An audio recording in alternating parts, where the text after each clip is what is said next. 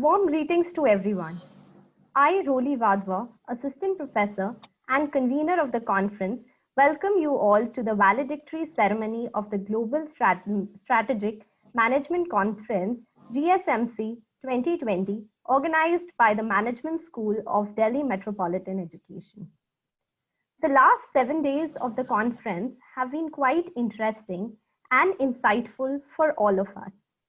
We've had 7 masterclasses with professors from different countries like Spain, Sri Lanka, Belgium, Nigeria, Nepal, Saudi Arabia, and Oman. Also, we've had around 40 paper presentations by research scholars and academicians from different parts of the country. My heartfelt gratitude to all the guests and participants of this conference. It has truly been a cross-cultural sharing of thoughts and experiences beyond borders, and I can say that the objective of this conference has been fulfilled. Today, we have with us Mr. Aman Sahani, Vice Chairman, Delhi Metropolitan Education. Sir has been our guide and mentor for this conference. It was his brainchild to have a global conference on the theme of remote working. When Sir initially suggested this idea to us, we were not too sure whether the participants or speakers would show keen interest. However, it is actually because of this contemporary theme that we have received such phenomenal response from the participants. We also have with us Professor Dr. Ravikant Swami, Director DME, Professor Dr. Purva Ranjan, Head DME Management School, and Dr. Swati Jain, Head DME Outreach. Also, we have esteemed international guests for today, Professor Dr. Nagalingam Nagendra Kumar from Sri Lanka, Professor Dr. Daniel from Nigeria, Dr. Eileen Masuda from Spain, Dr. Shad Ahmad Khan from Oman, Dr. Yasir Mahfouz from Saudi Arabia, Mr. Bishweshwar Acharya from Nepal, Mr. Ignace Heinrich from Belgium, and Mr. Guy Atzmon, Israel. I welcome you all to the valedictory session of GSMC 2020. I would like to inform everyone that Mr. Guy Atzmon has joined us for today's session only. So I would like to introduce Sir to everyone. Mr. Atzmon is an entrepreneur and CEO of Guy Atzmon Limited, a business consultancy in Israel, which was started by him in 2019. Sir retired from his long-spanning military career with IAF Israeli Air Force in 2019. He is an MBA in Organization Management and Consulting. Thank you, sir, for accepting our invitation. As a part of this session, we shall be having a panel discussion to have a holistic and global perspective on remote working. To introduce the members of the panel discussion, I now request the Zoom management team to kindly share the screen for the presentation.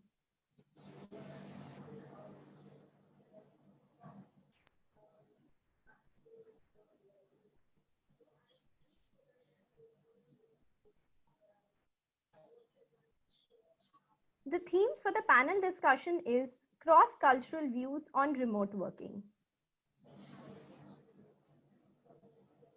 The advisors for the conference, Professor Dr. Purva Ranjan, Head DME Management School, and Dr. Swati Jain, Associate Professor, DME Management School, are the moderators for this panel discussion. To present the views of the host country, India, we have Mr. Aman Sahani, Vice Chairman DME, and Professor Dr. Ravikant Swami, Director DME. Now coming to the international guests, we have Dr. Eileen Masuda, who had presented her views in her masterclass on HR challenges and solutions of working remotely. She'll be representing Spain. From Sri Lanka, we have Professor Dr. Nagalingam Nagendra Kumar.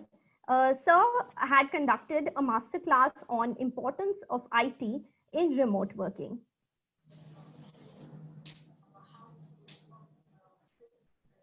To present the view from Belgium, we have Mr. Ignace Heinrich.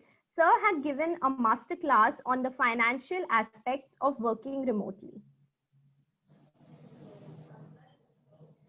From Nigeria, we have Dr. Daniel. Dr. Daniel, in his masterclass, had presented his view on socio-economic aspect of remote working. From Nepal, we have Mr. Bishweshwar Acharya. I am not sure. Okay, sir has joined us. Good afternoon, sir. So, sir had taken a masterclass on prospects of innovation and entrepreneurship in the era of remote working. From Saudi Arabia, we have Dr. Yasir Mahfouz. Sir had taken a masterclass on strategies to successfully manage and grow a remote marketing team. From Oman, we have Dr. Shad Ahmed Khan.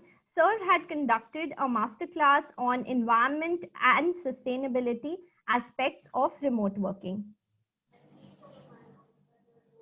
From Israel, we have Mr.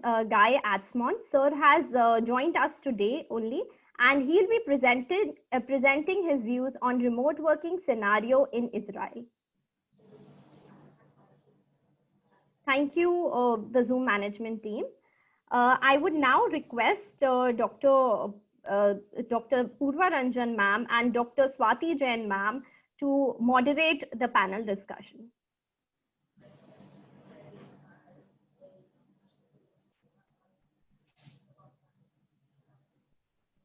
Swati, you're on mute. Kindly unmute.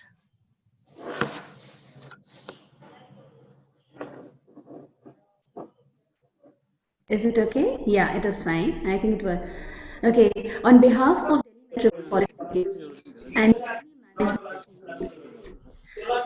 Swati Jain, moderator Dr. Purva Ranjan, advisors of this conference, welcome our esteemed guests to this panel discussion. As we all know, that COVID-19 has created a global disruption to the way people work and the way companies monitor the work done by its employees. The pandemic has forced companies to reassess their approach to remote working, be it expanding their established capabilities or just starting a program out of necessity. And thus, this disruption has also led to emergence of several new ways of working. Well, the pandemic has definitely made us reflect and redesign the way we work and come up with more flexible ways of doing the same work that we've been doing traditionally for over the years. And the traditional ways of working on site is definitely getting replaced by conscious and mindful choices of time and space-free workplaces. Now, this whole idea of this conference was to dwell deeper in understanding the various aspects of remote working challenges and the future trends which are associated with it, with aspects like IT, HR, marketing, finance, sustainability, mental health, etc., which were being discussed on every day each of the master classes with an array of speakers across different countries. We have now reached the final day of the conference, where we have come together to discuss on this platform about the existing and post-COVID working models. Let me briefly explain all the valued panel members, the modalities of the panel discussion. The moderators will invite each of the panel members one by one, and we'll request them to share their experience and thoughts on the theme of the panel discussion. After that, we will put up questions and we will specifically mention names from whom we are asking those questions. The effort will be to cover as many questions as possible which we have over 7 days collected from audience and other faculty members. And hence, with an humble request that the panel members are requested to keep their talk crisp and short so that we are able to accommodate more questions in the time that conveners have allotted us. So moving on, survival with remote working we have already done, and we have traversed that stage where the survival was the most important thing. Now today's panel discussion holds a noteworthy value in understanding how to be an achiever in this new normal that the rules of which we are now going to write. In this panel discussion, we have academic representation, we have a corporate representation, and we have people who are in the leadership position who are going to form the policy of the new normal. And to begin with the panel discussion, I will invite our esteemed Vice Chancellor, Sir, Mr. Aman Sahani, who represents the academic world from India, to share his thoughts on the given session. Thank you. I think it's very interesting when we look at the Indian perspective, the Indian experience of remote working as compared to most others, because even traditionally there has been this debate of man versus technology in India, going as far back as the times of Gandhi. There was always this debate about technology replacing human beings and the merits and demerits of that. And at this point, there have been, I feel, a lot of opportunities for people to, for industrialists, for business people to implement that to a greater extent, which is a bit problematic in a country like India where there is a large population. So, so I'm not sure if in an Indian perspective, we are looking enough into that, into people losing their jobs, not because of this being a temporary situation of COVID, of a pandemic, but in a larger sense, the jobs that are permanently lost and the people who would be deemed unemployed in the longer run as well. So there is, I feel, that in India, which is perhaps not explored as properly as of now. But given that, India, I feel, has long been a very resilient population, despite a lot of problems, a lot of chaos. Things seem to move ahead all the time, and I'm sure that we will, as a population, as a society, as a nation, find ways to progress. The other problem I feel that we're perhaps still not looking enough at would be the large unorganized sector of the economy. Even though a lot of the organized sector, a lot of the big industries may take actions, may have put in place practices to deal with this pandemic and to deal with the welfare of the workers, there is a lot, there is a large chunk of our population, of our workforce, which is still employed in unorganized labor, manual labor, and they don't have the luxury of the remote working practices of the work from home advantages that people in other industries in other countries have. So this is a big advantage for other countries as opposed to India, that they have everything documented. They have all their workers, most of their workforce in proper documented job profiles, where they can actually help them directly in some form through the organizations, through the corporates, which is something that India does not have, which is something we saw with the crisis that happened over the summer, and we still don't really know where to go with that, how to deal with that in the future, if things don't improve very quickly. Because even though there's talk of vaccine at this point, it may still take a while. I feel that we will also, even with the vaccine for another year or so, have to take a lot of precautions, have a lot of problems at the workforce level. So it'll be very interesting how all of that plays out.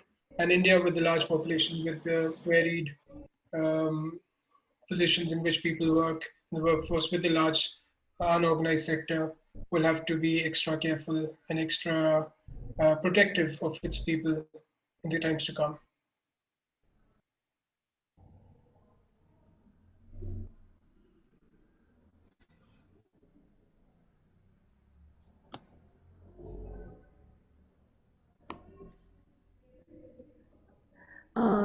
Thank you, sir. Thank you, sir, for the wonderful insights and the enriching thoughts. And as very rightly said, hello. Yeah, ma'am, you're audible. Please go on. Okay. So as you have very rightly highlighted that though there is a lot of chaos which is happening around and there are a lot of problems with various sectors, but the best part of this story is that we have still moved on. Now that is one thing that highlights the positivity of the human nature or the positivity of the human brain, wherein with all the obstacles that we face, we still strive to move ahead and find out new ways. Thank you, sir, for this thought process. Now, I'd like to invite Dr. Ellen D. Basuda, Associate Professor at EADA Business School, Spain, to share her thoughts on the theme. Thank you very much, Swati, and thank you very much for inviting me. It was a pleasure to share about teleworking or remote working in my session of HR. It was very interesting what Mr. Sahini was saying. It's true that only a portion of the population have the luxury to telework. I've been studying teleworking for more than 10 years. In fact, we probably know that telework has been around since the 70s. And it was not until now that we were forced to be in this situation, more companies, more industries. And of course, some industries were not able to do that, unfortunately. But for the industries who are able to do that, I think there is a positive aspect that we saw in our sessions. In fact, I recently conducted some research as well in South America. We had samples from Argentina, here in Spain as well. And we were surprised to say, like Dr. Swati was saying, that we're moving on. I mean, around 70 to 80% of the employees that were surveyed said they were able to reach their goals, their working goals. So they are feeling that they are productive. Although one of the challenges of teleworking, which has been shown previously, the pandemic as well in research, is that we do reach our goals, but we're working in an extreme amount of time, meaning we don't disconnect. So this is one of the things that we've seen in our session, is that we are achieving our goals, we are being productive, but at the expense of being connected many more hours, more than 8 hours a day, having the barriers between work and family life blurred, meaning that there's more interruptions. We also saw in our sessions, particularly with the studies shared with Indian sample, the feelings of isolation. And it was very interesting. We had a very interesting discussion because I do research on cross-culture, and I know that Indians have large families. And I'm thinking, well, how can you be isolated working from home with large families? No? And one of the insights that said is that, okay, we are all at home, but we are connected at Zoom. So the addiction to internet, as you can see, there are positive aspects, but there's also challenges. And the other positive aspect is the fact that we're all here. I mean, I wouldn't be able to be attending a conference on remote work in India on a Saturday morning for just an hour, right? And I've been the same as a professor here in Spain. I've taken advantage of this technology to invite former students, CEOs, former consultants to my class. So there is this possibility to be connected, to really work in teams. So I think this crisis is an opportunity. I would like to get the positive aspect and see that it's an opportunity to learn and take advantage of remote working after the pandemic, because right now it's not real, the telework, because we don't have the option in some countries. I don't know how it is in India. But at the moment that we actually do have the option, we had the taste of it. I think remote working is here to stay. And I think that the best companies will learn how to take advantage of that. And regarding the other industries, I think what it needs to do at more of an economical aspect is what we expect, that some jobs will probably disappear. They will need to be transformed. Some industries will need to be transformed. There will need to be training. Here in Spain, we have a big discussion about the second opportunity for people older than 50 who lost their jobs.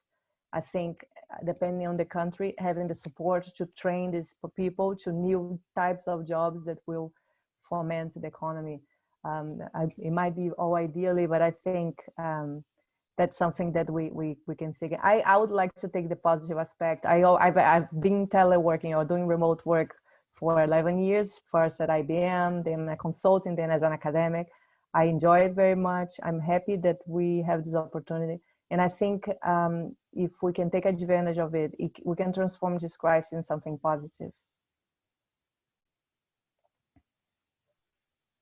Thank you, Dr. Aline. You very rightly mentioned that across different countries where you conducted research, that people are, despite all the hindrances and challenges, they are achieving their goals. And as Mr. Sahani also pointed, that resilience is the most important trait that has been shown by Indian people. But then rightly mentioned by you that we are definitely stretching on in terms of our working hours and working perhaps more than 8 to 9 hours a day. And technology has a huge role to whether to bring people together or isolate. It's quite a big question that we will unravel. And moving on further with the discussion, I will invite a technology expert, Dr. Nagalingam. He is professor and head in the area of IT at Sri Lanka Institute of Technology. So being an IT expert, I'm sure he can throw more light on this issue. Also, I would like to welcome Dr. Susmita Bala. She is the head of DME Media School. She has joined us in the panel discussion also. So welcome, ma'am. So over to Dr. Nagalingam. Thank you. Thank you, Dr. Purvaranjan. Am I audible? Yes, sir, you are audible. Yeah. So, hello, everyone. I cannot call each and everyone. Dr. Masuda is there, and Dr. Yasa is there, and Vice Chancellor Aman Sani is there, and Dr. Swati Jain is there, and even my friend from Nepal is there, and Belgium, and all over the places. And sorry that each and everyone I cannot call, but good afternoon, maybe good evening. I don't know. Different parts of the world we are, so we will be having different time. So thank you very much for inviting me to this wonderful session. So if we take the theme that is the cross culture, so cross culture. So if you get into the culture, so each and everyone we are having different cultures, right? So very, what I can say, very beautifully often he has done the research and he has said that there are 5 determinants of culture, 5 determinants. So we have to check to the maximum possible to which culture we belongs to. So how those culture encourage or constrain the implementation of or incorporation of or adaptation of the IT into the workplace. More importantly, the remote work.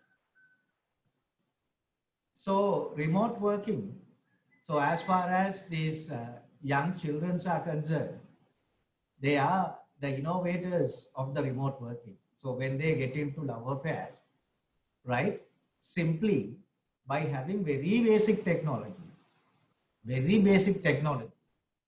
maximize the technology and make use of it and have their meetings. So now also we are having our meeting, official meeting, but they will be having their unofficial meeting very effectively than the official meeting that we are having.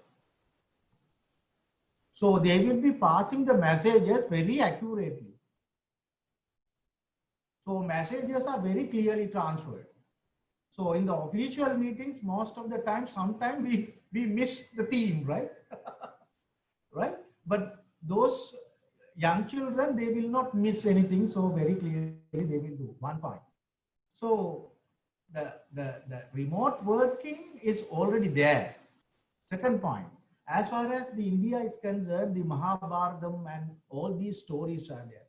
So in the Mahabharatam, I have seen only the pictures, only the pictures. In the picture, one screen comes. In the screen, one man comes, right? And the lady from here, she sees the man in the screen. Those days, that is the remote working and the remote atmosphere has or had started from those days. So we had the technology. So in the same Mahabharatam, so the mother of Karna comes and says, don't use this Nagastra 3 times, only 1 time, please use only 1 time. So to that extent, that Nagastra is very powerful. You see, the technology is very high. So I am also Naga, right? I am also Naga. So Nagastra. So technology, I'm getting into the technology. So the culture of remote working has started all over the world, right? All over the world. But only the thing is, the expedition of the adaptation of the IT into the industry has become a compulsion after the COVID. That is really the emerging culture. That is really the emerging culture. How to live with the COVID. So how to live with the COVID? So one strategical path is to have the technology into the scenario. So we take the technology with us to escape to this COVID. So we escape ourselves from the COVID, and again we do our work. So 100% or 150% the productivity that we will be able to give to our organization. So the culture becomes, the theme is very, very important. Culture becomes sometimes the supporter, sometimes the constraint. So individualism and collectivism. Short-term orientation and long-term orientation.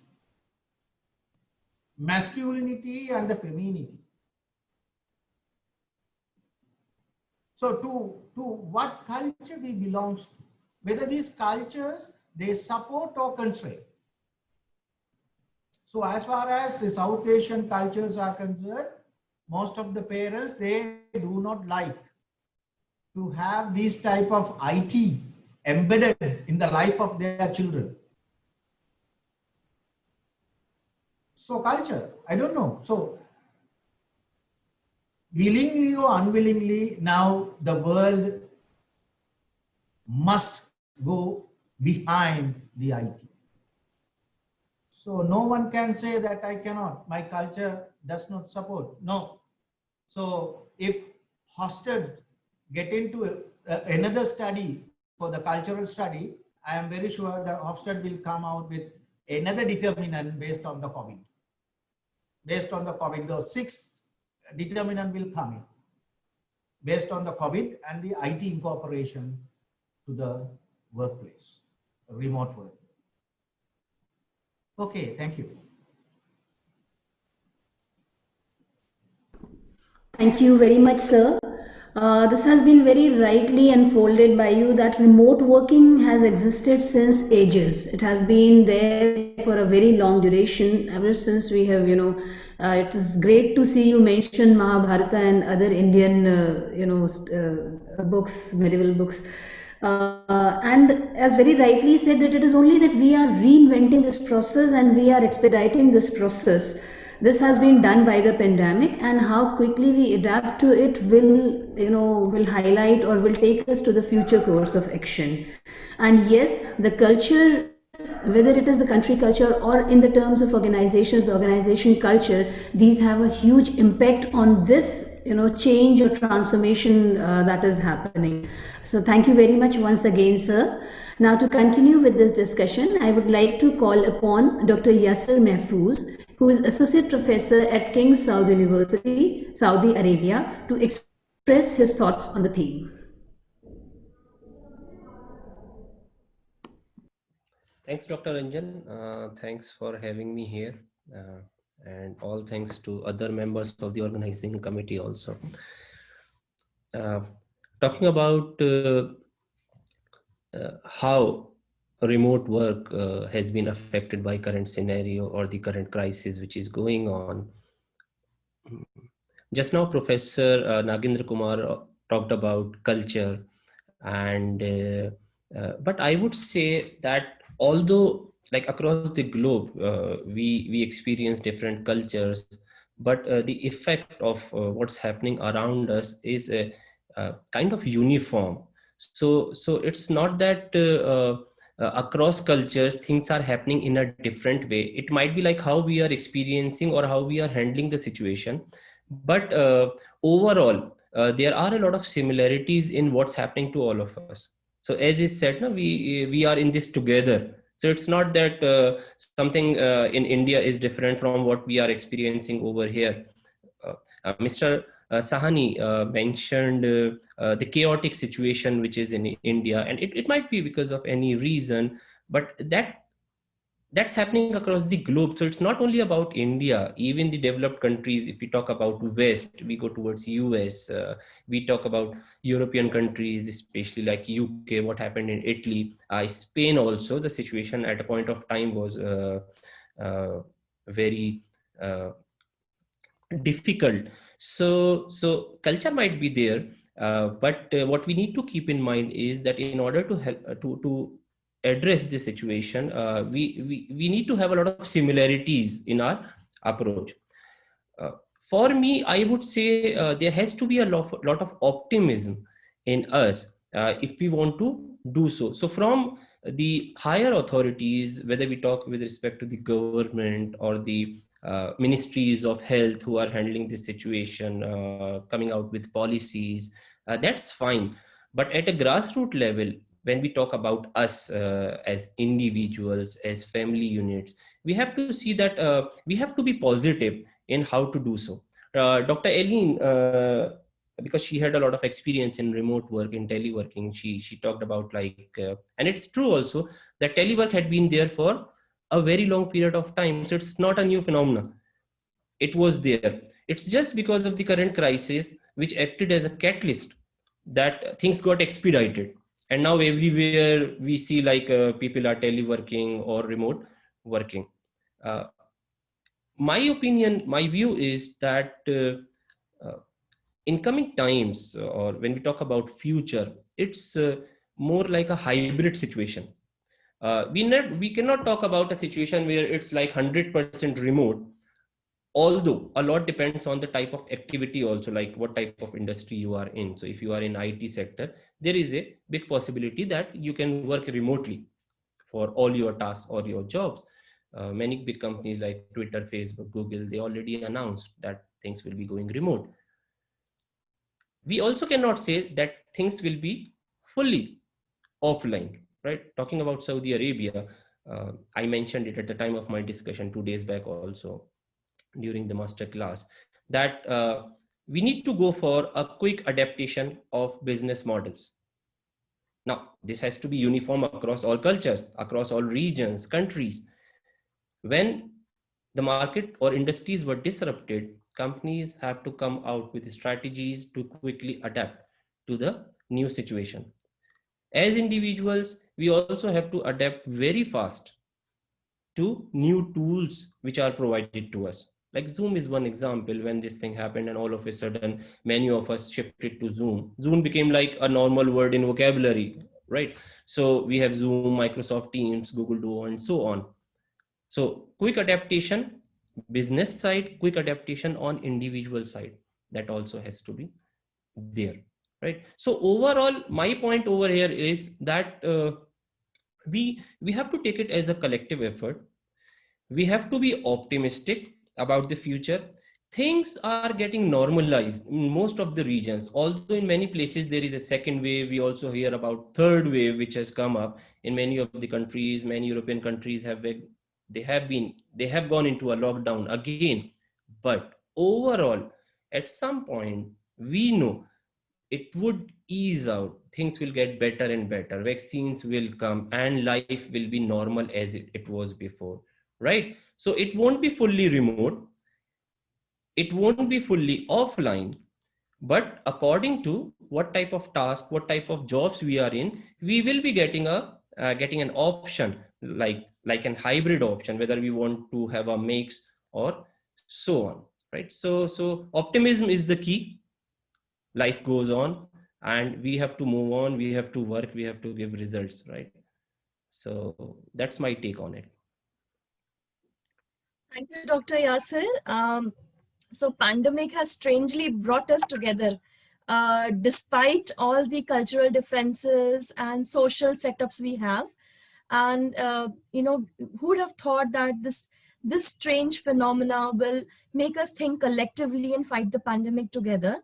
And definitely adding on to the trait of resilience, optimism is something else that we all need to show till the time things resume to be let's say normal or new normal, that future will tell us. So moving on with the discussion, I will now request Mr. Ignace Hendrik, Vice President, Belgium-Luxembourg Business Association, to add on to the insight that has been going on so far. Over to you, sir. Thank you. Good afternoon. Remote working is not a new thing in Belgium. There is a specific reason for it. A 2019 survey by the University of Leuven, Belgium, showed that 17% of our working population is at high risk of burnout, and 7.6% are burned out. Therefore, people have been looking for a better work-life balance, and companies offer them flexible solutions like remote working. Due to COVID-19 and government restrictions, remote working became a global trend in Belgium as well. I briefly want to discuss with you 3 points. First point, what is the scenario about remote working in Belgium? During the first 3 months of the lockdown, which started in March, 62% of our active population, that's 1 into 3, was working from home. Before the lockdown, 23% had worked from home, at least sometimes. Today, still 51% is working from home. Now, the second point, numbers are not the only thing to consider. Not everything can be measured. Remote working is challenging. Let's share with you the key problem employers and employees are facing. First, the employers, especially in smaller organizations, and we have a lot of SMEs in Belgium, managers are not comfortable with work from home policies. Why is this? Because remote working makes it difficult to check your staff's performance, and privacy laws in my country don't allow round-the-clock monitoring. Work from home requires a change in management style, from visual management, seeing what your people are doing in the office, to trust management and coaching. It's not about how busy you are, how many hours you have spent behind your laptop. Everybody is busy today. Even ants are incredibly busy from morning till evening. It's about what you have done, the outcome, the results. On the other hand, not all employers are happy with remote working. They start to miss meeting their colleagues face to face. They miss the small talk at the office around the coffee machine, and they miss the office culture. Many friendships are made with colleagues at the office or around social interactions with colleagues after work. You and me crave for social contact. That's how our brains are wired. Remote working starts to affect the emotional well-being of our workers. The new lockdown, the increase in COVID cases, the uncertainty, and the lack of social contact is impacting our workforce, and the feeling of isolation is growing. Finally, the third point, what post-COVID-19? 80% of our teleworkers, that's how we call them, want to keep on working from home after the pandemic because they feel they save time and money and they feel more productive at home. So what is the best approach, keeping in mind that one, not all managers are comfortable with working from home, and two, many employees feel isolated at home. In my opinion, the solution is hybrid working. Hybrid working means working at the office with the flexibility and freedom to work from home. Studies show that the ideal combination is 3 days a week at the office and 2 days a week at home. COVID-19 has changed the way we live, shop, travel, work, and meet each other. Such a sudden, worldwide, and massive disruption has never happened before in our modern human history. Companies are still struggling to survive and will be forced to reinvent themselves. There are no easy answers. You won't find them by looking backward, but only by looking at tomorrow and trust you're doing the right thing. On a final note, I believe that the ocean of wisdom that you can find in India, the vibrant and colorful land of yoga and meditation, can help us in Belgium to overcome burnouts. But that sounds like a topic for another conference. Thank you. Thank you so much, sir. It is wonderful. I mean, you have highlighted some very effective points. One, that remote working is challenging for employers as well as employees. This is very correct. Once we will be opening the floor for discussion, the panel for discussion, we will be highlighting a couple of these questions. We'll be taking a couple of these questions to various expert panelists. But then it is very rightly highlighted. And then secondly, yes, the emotional well-being is affected and isolation is causing trouble to the employees also.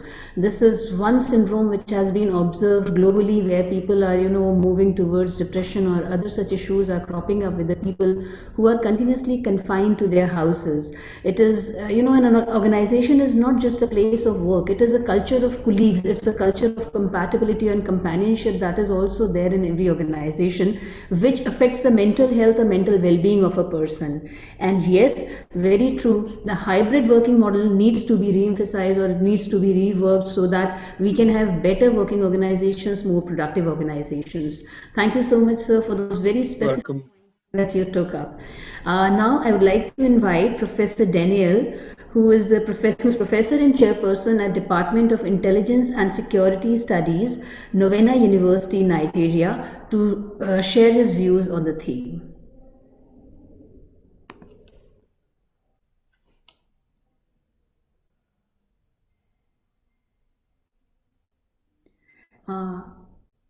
I think sir will need to unmute, or is it that I cannot see that? Sir needs to unmute himself. Yeah.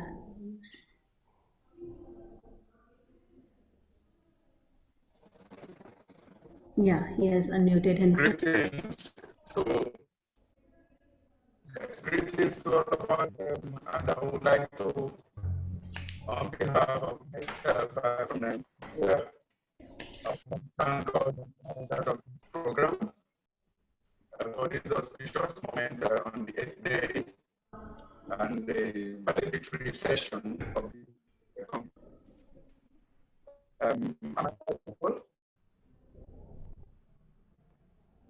Your voice is not very clear. It's breaking in between. Network issue, I guess.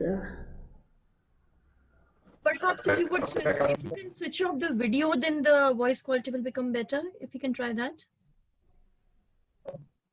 Okay, let me just unmute the video, and I said that we use the audio. Is it better now? Yes, it is. Yes, it's slightly better. It's slightly better now, I guess. Yes, sir. Let's carry on with the discussion. Okay, so like I was saying, I would like to thank the entire organizers of this program, and I send greetings from Nigeria. You have done quite a wonderful job, and I will wish more grace to your elbow, DME over there in India.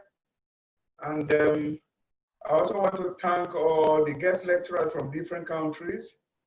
You know, this is a convocation of intellectuals and academia to brainstorm on one of the most contemporary issues. I had in the last few days done my own presentation with regards to the socioeconomic correlates of remote working. And I did say, I remember vividly, and I did say in my presentation that two basic factors have forced us to be here as the new normal. The first one is the trajectory of,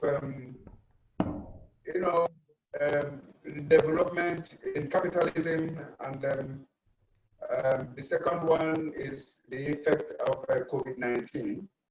And I did mention too that for the advanced countries, those industrial societies, they are already there because they have embarked on some aspect of remote working, and it is becoming part and parcel of postmodernism as it were.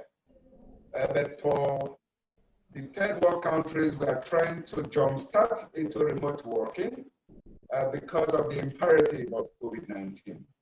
So having said that, I will also want to share my experiences and the realities on ground from Africa and from Nigeria, where I am currently residing. And I want to state that unlike the industrial societies, Africa has up till now a small percentage of people working in the industrial sector.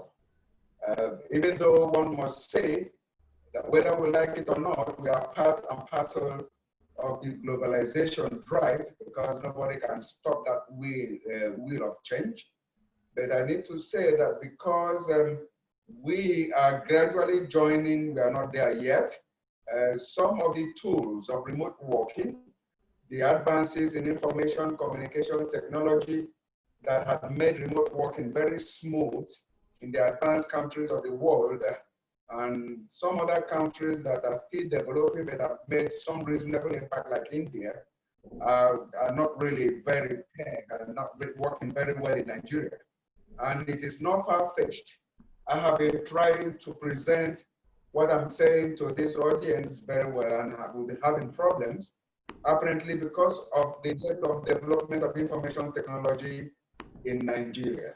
So you can see that even without giving you any other example, the fact that I'm not able to deliver my message effectively online in this conference is because we are still grappling with having a sustainable information communication policy and implementation in this country.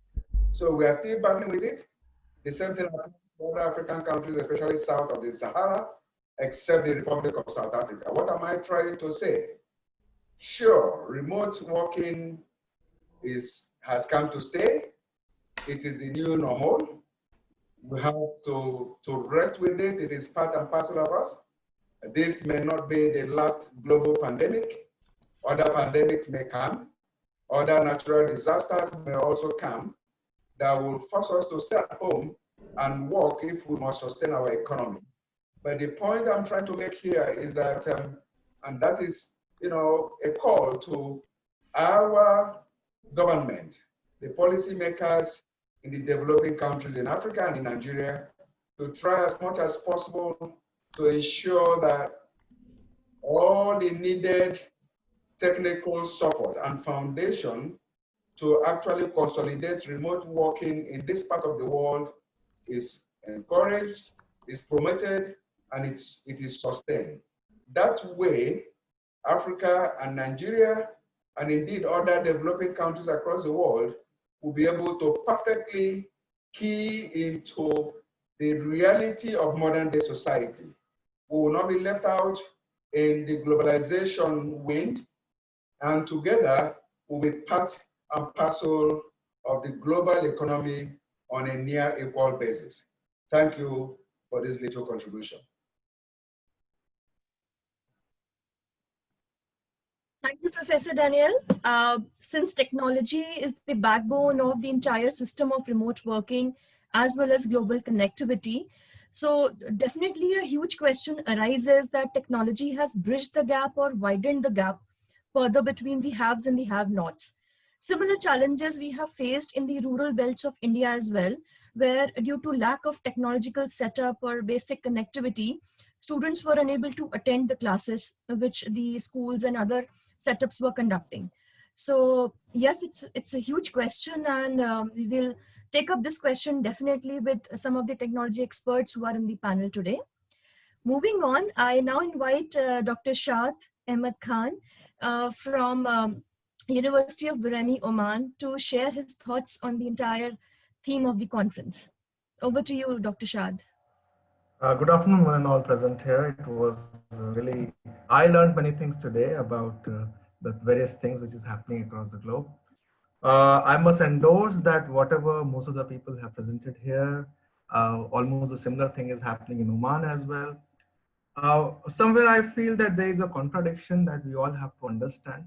When we are talking about remote working, and when we are contextualizing it with the Middle East, especially the countries like Oman and UAE, which has got a larger proportion of population of expatriates, we need to understand few things. We are talking from we are going for remote working with the pre-existing infrastructure. So the infrastructure which was already created, it was not created for remote working, it was created for the physical workplace. So that is the first thing. Now, when you are going completely for the remote working, obviously remote working is going to be something which we can expect for tomorrow. We can not shift entirely to remote working as we have the infrastructure which is available right now. Secondly, you have to understand, for example, UAE, 70% of its population is expatriate population. If they promote, look from the government perspective, if they instantly promote remote working, majority of these people will go back to their country and they'll start working from there. The roads, infrastructure, the economy which is available there, that all is going to collapse because all of these things are created considering in mind the expatriate population. For example, you won't believe, those of you who are from India, you won't believe that you will be seeing Diwali celebration, Holi celebration happening in this region. We are never out of stock of the things. Many a time people in India, they are asking whether diyas and the colors are available here or not. It's available in abundance. So that's the first thing. So the infrastructure which is available here, it was prepared for the physical workplace, and that is the reason a blended kind of thing is a solution which is coming up now. We cannot think about going absolutely for the remote working, but yes, it has emerged as an option and many of the organizations are considering it. So it is under consideration. That's my first thing. Now, if I talk about Oman specifically, I will tell you that how it started. I still remember the date, it was 15th of March that Oman, the government of Oman, we call it Supreme Committee, they decided that they are going to think over locking down the Sultanate, and they did not decide on that, but they gave 1 month time. So they said that whatever you want to do, the decisions will be coming up by 15th of April. So at least it did not came as a black swan, as many of you may term it. People had 1 month time, unlike many of the economies across the globe where lockdowns were happening to the extent that it happened with a notice of 4 hours also. So at least in Oman, we had 4 hours, at least we had 1 month of time where people were able to decide what they are going to do and what they're not going to do. And flights and other things were not abruptly stopped. During this 1 month, the people were clear that what they are going to do. During this 1 month, they divided the whole sector, all the sector across the country into two parts, essential sectors and non-essential sectors. Now, essential and non-essential, they were having an implication from the remote working point of view. Essential sectors were the sectors where the people, they had to go to attend their work. And non-essential sectors were those sectors where people had the option of working from home. So this is how they segregated. And after 1 month of evaluation and proper monitoring, they decided to continue the same practices. Some of the new sectors were opened, and slowly now the economy is coming back on track. So far, Oman never did an absolute lockdown, which happened in most of the countries. We had the lockdown timings for certain period of days, for certain period of time. For example, the first lockdown which was implemented here, it was from 7 p.m. till 6 a.m. And the second lockdown which was implemented here, it was from 8 p.m. till 5 a.m. So the essential services, other things were open. Now, the thing which is happening today is most of the organizations, they are thinking to switch on blended form of working, which majority of the speakers has spoken today. So now with the blended kind of working, which Professor Hendrik was also talking about, Professor Nagalingam was also throwing light on the same thing. So with blended, what we are going to do is we are having a flexibility, we are having an options that we can either go to the organizations, we can go to the offices and attend our work there, or we can do it from our home as well. But still, we can see that most of the organization, they are planning in such a way that they want all the people back to the organization. So even this blended form of working will no longer prevail in this country. Yes, there are certain sectors which have recently emerged, which I was talking yesterday also during my masterclass. These sectors are purely on digital platforms. We are blessed that we are having a very good network. Means we don't have connectivity issue from the internet point of view. We have very good infrastructure, but still there are many locations in Oman which are not properly connected with the proper internet connections. So till the time all the locations are properly covered, remote working appears to be a distant dream. But from the expatriate employment point of view, many organizations now are considering it, that instead of issuing visa, getting those people into the country and then giving them the job here, why not give the job to them, and why not they do all the job online? So that is a new thing which is coming up, but it is still, it requires a lot of approval and many things are there. So it looks like for a country like Oman, it is still a distant dream to completely switch on the remote working kind of system. But yes, for some time we'll be having a blended kind of thing. Thank you. Thank you, sir.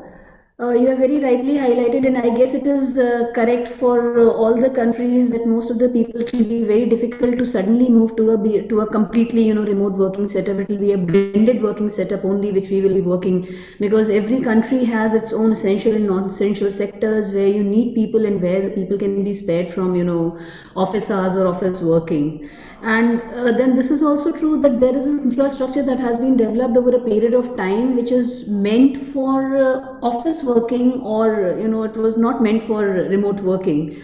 So to develop the infra or to switch on from a physical infra to a remote infra, that is also one thing which needs to be taken into consideration. And yes, quick adaptation for a newer business model is required, because obviously the economy or the countries or the globe will not stop. We need to keep on moving with the positivity and with the energy, howsoever it can be conserved and howsoever we can move on. Thank you very much, sir, for these wonderful insights. I would now like to call upon Mr. Guy Etzmon, founder and CEO of Guy Etzmon Limited, Israel, to share his views about the remote working conditions that are prevailing in his country and how they are coping up with it. Hello, everybody. And first of all, I want to say thank you for inviting me to this conference, and I'm be honored to be in the same list with all my former speakers. And what I, of course, agree with most of what they say. And what I want to add is not a lot, but it's from a management point of view and how I see the employees and things as a managers in my company and the company that I consult them. And what I've seen in Israel, that first of all, we have some barriers that cannot allow us to work remotely, like legislations, things and rules that cannot have labor hours or working hours out of the office without some specific approval or in some specific criterion. So until the COVID-19 has arrived to Israel, only 5% of all workers could work remotely. Even the country has dealt with it for the 2 decades, wanted them to work remotely, especially because of traffic, because Israel is very a traffic place in morning and country, because most of workers go to Tel Aviv area to work, and all of the rural area or the north and the south cannot work remotely. So we have a bit of a problem of unemployed workers that cannot come to Tel Aviv because of traffic or transportation problem. And this was the main deal why working remotely in Israel before COVID-19. And still, we see that we didn't go to remotely working. You can see that in 1995, only 2.4% of employees work remotely. And in 2015, still only 3.6% work remotely in Israel. But when the COVID-19 get to Israel, approximately at March, in June, 10% of all workers who could work remotely, others couldn't work remotely. And if we look at the high-tech section that have more ability to work remotely, almost 50% goes working remotely only in 3 months in the COVID-19. And then when the first wave of COVID-19 stops and we get to normal, everybody goes to the office. They didn't stay at home. Why? I try to put some spotlights in this area. And what we see that from the manager point of view, like my colleague from Saudi Arabia say, that we are over supervision. We want to see our worker in work. We want to see what they do.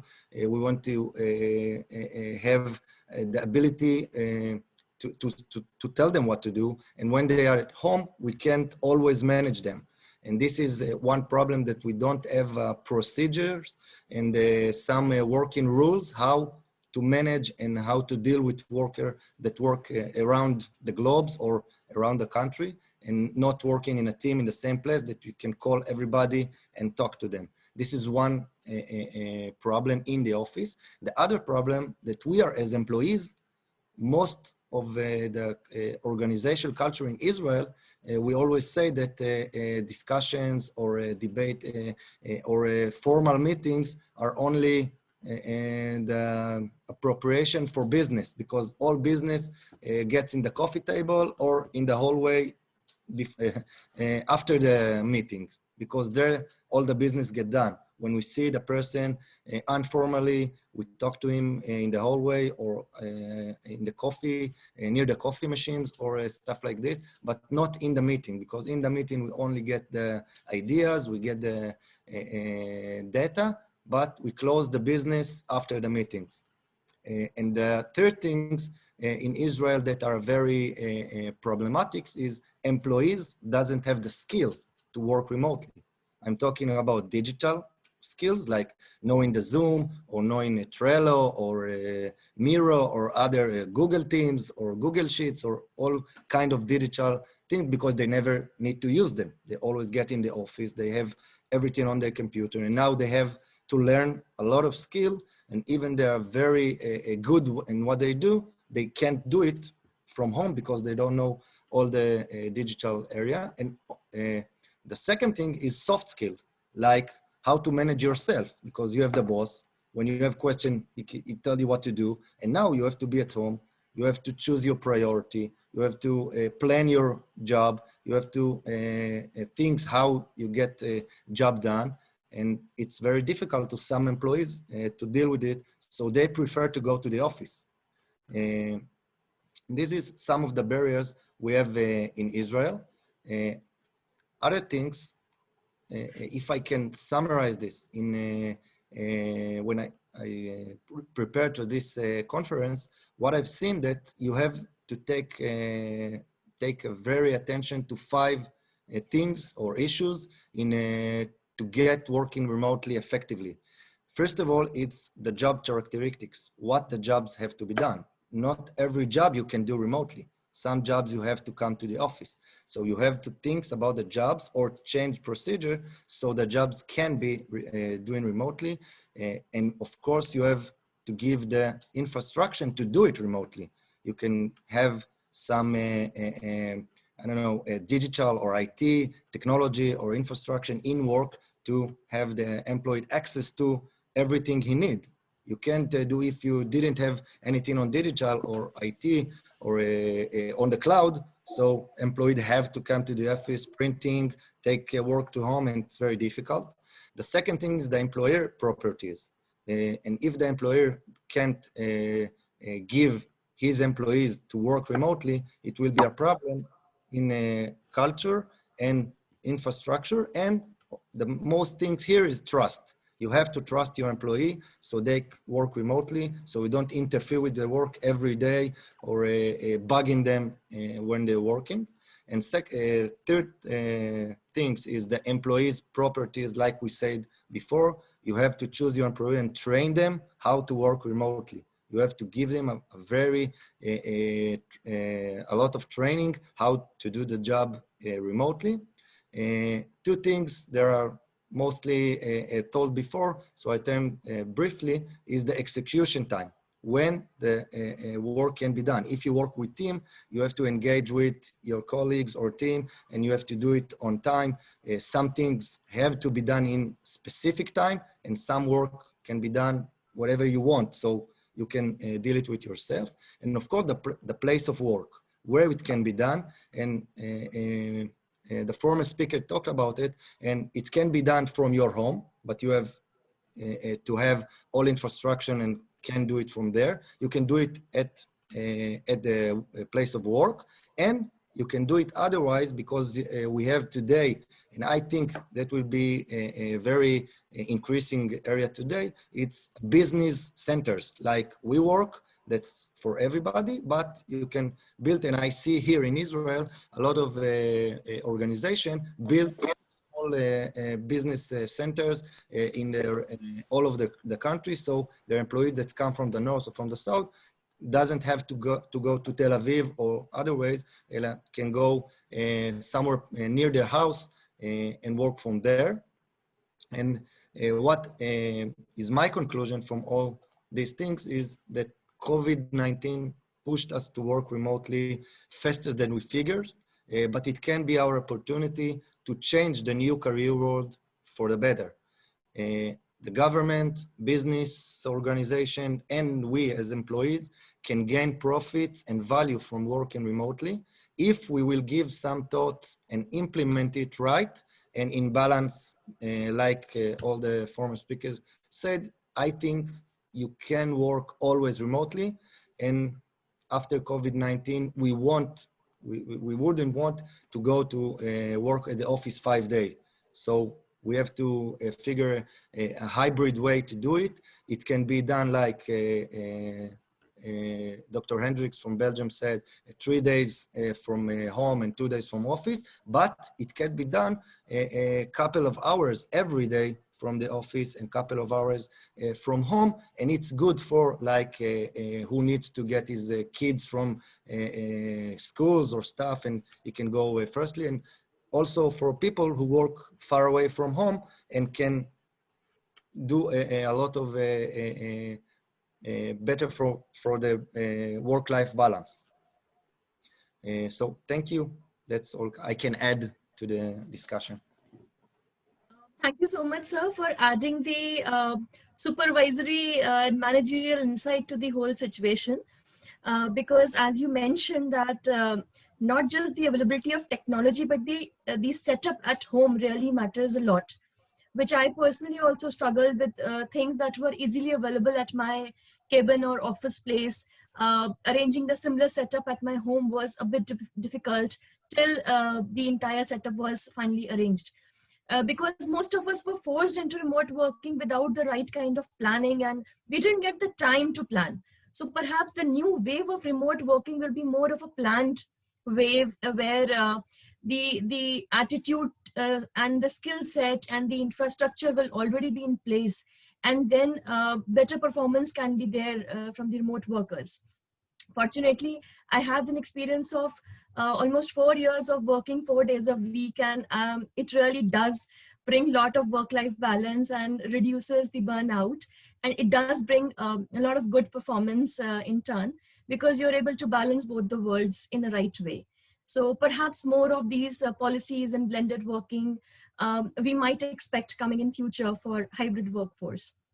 So moving on to the most interesting part of the session, where I invite my technically my boss, my immediate reporting head, the director of the institution, Dr. Ravikant Swami, for two special reasons. Because he has been a constant motivating factor to the remote workforce, because in these situations we need a lot of mental support and we need a lot of motivation.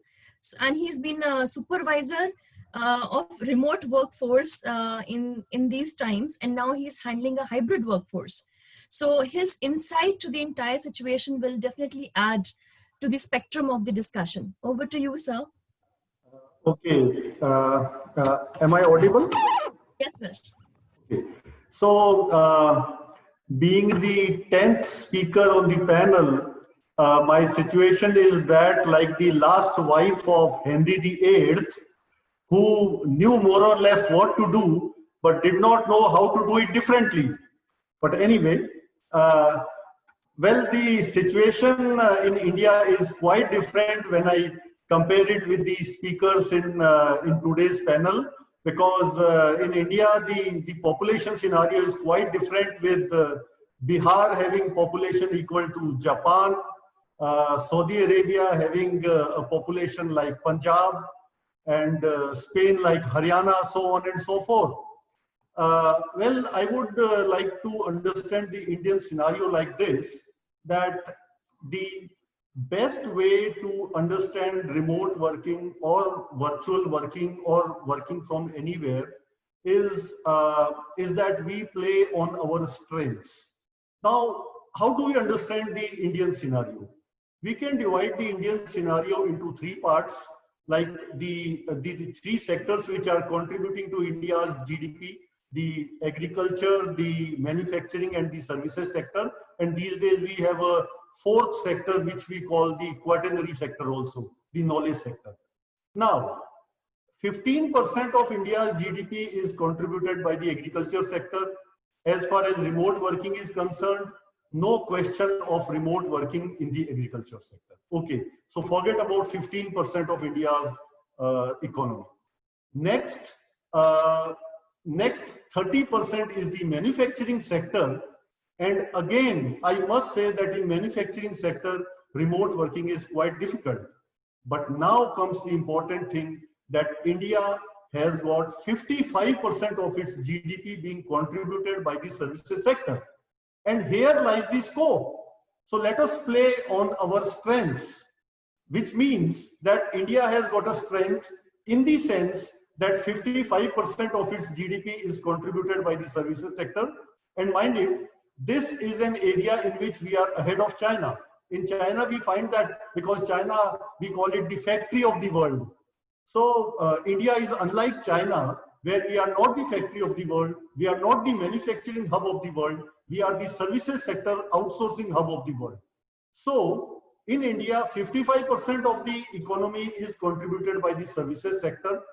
And here lies the scope of remote working. So I believe that in India, the scope of remote working or an opportunity of remote working is great because of this advantageous situation. Our situation is very advantageous. Now let us see inside this 55%. Inside this 55%, we find that there are some wherein remote working is easily feasible, while in others it is not that easily feasible. Say for example, we talk about services sector, so hospitality sector. Obviously remote working is not possible. A waiter can't take your order sitting at his home, or even those things are happening with Swiggy and all that. But then in hospitality sector, remote working is not that easily feasible. But come to sectors like banking, like IT sector, which are within this 55% the major contributors. Let me make the audience aware that out of this 55%, 8% of our GDP is contributed by the IT sector, another 8% by the banking sector. So it is in this 16% that lies a great opportunity wherein remote working can be easily implemented. Now, there are other areas as well, like public administration, like PAN, making PAN, Aadhaar, passport. Public administration needs the functioning of the government. Here again lies a great scope of remote working in a country like India. But then there is other side of the story as well. Or I'm talking about the essentials, the sine qua non for this remote working, because remote working, as my previous speakers have said, it's not that easy to implement because we have created such a huge infra, we have so much, we have so many investments, so on and so forth. So the other side of the story says that we need a paradigm shift in our behaviors, in our attitude, in our thinking. Means even I have an attitude, all of us have an attitude that personal meetings are better than remote meetings. We have to shed away that attitude. We have to fight that attitude. Then I have seen so many interviews where, you know, multiple rounds happen online, but then they eventually say, okay, for the last round, come to our office. We have to shed away this mentality. Now, other things required are shift in organizational structures. In our minds, we have a hierarchy of organizational structure. But my dear audience, I can tell you that with remote working, the organizational structure will not be the traditional one. It is going to be a network structure where every employee is, I don't know, I should say it or not, but every employee is more or less like a vendor. Yes. So we have to bring in that kind of organizational structure. Another thing which my previous speakers also discussed was the regulatory mechanism. We talk about ethics, that employees have to be ethical. No, forget about ethics. It's very difficult to bring in ethics or even to talk about ethics. So the best way is that we have to develop such mechanisms that work is monitored from home in a proper manner. And then last requirement of promoting this remote working in a situation like India is investment in the IT sector. Means while we work on pirated softwares, we cannot have a remote working setup working in a smooth fashion. And then there are factors like cyber security. Say for example, a banker can't operate your account sitting at his or her home because there are issues of cyber security. So we need investments in all these sectors. To conclude, I'll say that 70% of India lives in rural areas, and if remote working happens in a big way, I find that our rural areas will become workstations, will become offices. Thank you. Thank you so much, sir. You very rightly mentioned that when we have a huge technological setup, it is the cyber security that is of the utmost concern. And definitely we need to open a mindset towards investing into technology, and that too in the right time. Because today it is COVID-19, tomorrow there can be some other situation which can disrupt the working. So be it today's situation or anything that future throws to us, we should now be technologically prepared to face all these situations that can come up. Now, the round of sharing the views once by the panel members have been done. I'm now going to put up questions and will specifically mention the name, requesting the fellow panelists to unmute and share their thoughts.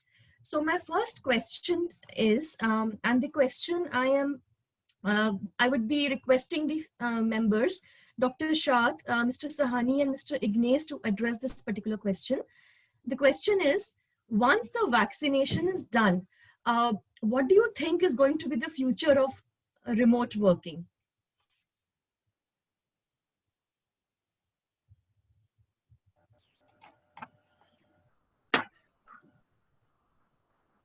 So any one of you, yes, Mr. Ignace, would you like to say? Yes, When I talked a bit about the future of remote working, I was talking about a hybrid system where most probably the ideal situation or combination is you work 3 days from the office and 2 days from home. But if I may add, we all talk, I mean, we are hopeful, we have to be hopeful. And we think that when the vaccine comes, COVID-19 is over. In my opinion, it's not because we have a vaccine that COVID will disappear. We have to be realistic. If we have it's like flu. It's not because we have a flu vaccine that we don't get flu. We will get flu, but we won't fall that sick. I believe it will happen with COVID-19 also. If we have a vaccine, maybe we don't fall that sick. But in my opinion, COVID-19 will not disappear just because we have a vaccine. So we need to think long term. And yes, in my opinion, long term is hybrid working. Thank you. Requesting Mr. Sahani to share his thoughts. Well, I think that a lot of it depends on the employers and not just on the employees, which is, I think, the perspective that we've been sharing a lot. We've been talking a lot about work-life balance and things like that. But an employer may not care that much if he thinks it is even a little bit more profitable for him to get workers on board 5 days a week and not 3 days a week.